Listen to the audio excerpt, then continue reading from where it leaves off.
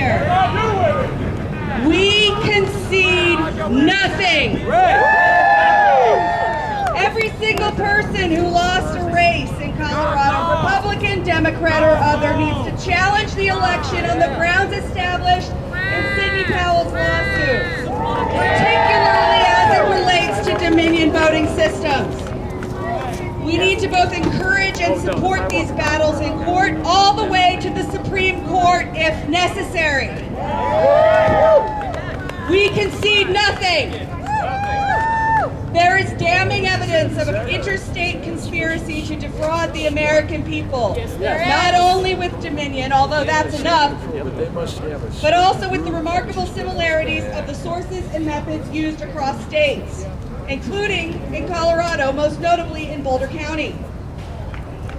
There is no way to determine what was tainted and what was not. And this is especially true in Colorado, where the Secretary of State and her team are implicated in the fraud. We must assume that the entire result for our state is invalid. Amen. We have blown past a preponderance of evidence and are quickly approaching beyond a reasonable doubt. Notably, the former, a preponderance of evidence, that's the standard. Correct. We concede nothing.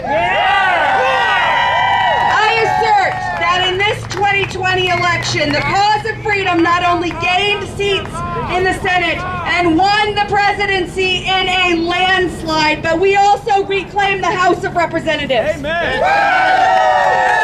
Either way, the American people deserve the truth.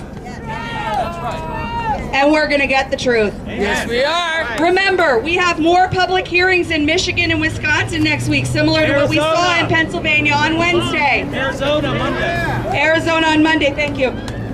And the Pennsylvania legislature, following that hearing, has moved to invalidate the results in Pennsylvania. You probably didn't hear that on the fake news. Linwood has milestones in the 11th Circuit Court in Georgia next week. Also, there are additional milestones on that new lawsuit in Wisconsin challenging the 160,000 ballots. The presidential vote margin in Wisconsin is within 20,000. And all of that is in addition to Sidney Powell's Kraken. Bottom line, patriots, we are just getting started, and we concede nothing. Of course, you wouldn't know about Sidney Powell's lawsuits or the real status of any and all the election-related legal actions if you relied on the legacy media. And I say legacy media intentionally because fake news is no longer mainstream. I'll tell you what, guys, their days are numbered.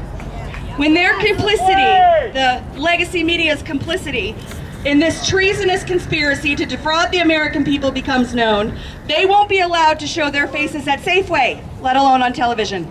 And they will scatter and hide like the rats they are.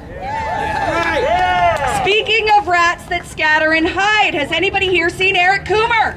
No. Where's Eric? POS! Eric, you got splaining to do. We got bracelets! Now, for you guys over across the street, don't get offended. That was a reference to I Love Lucy. I Love Lucy is a television show that was on TV before television sucked. Right? That's for sure. But yeah, Eric Coomer, since last weekend when we met here and marched over to Dominion in protest, additional videos have surfaced showing Eric Comey training election workers on how to change votes in the system. I'm not kidding. In his word, the system allows the electoral teams to assume voter intent. This guy needs to be arrested. Yeah. At a minimum, he needs to be questioned. Where the hell is the FBI when you need them, right? Good question. Oh, right. They're investigating rope pulls and other fake hate crimes. That is when they're not off partying on Epstein's Island. Burn. Anyway, thanks for coming out today, everybody. We are going to stop the steal, and we concede nothing!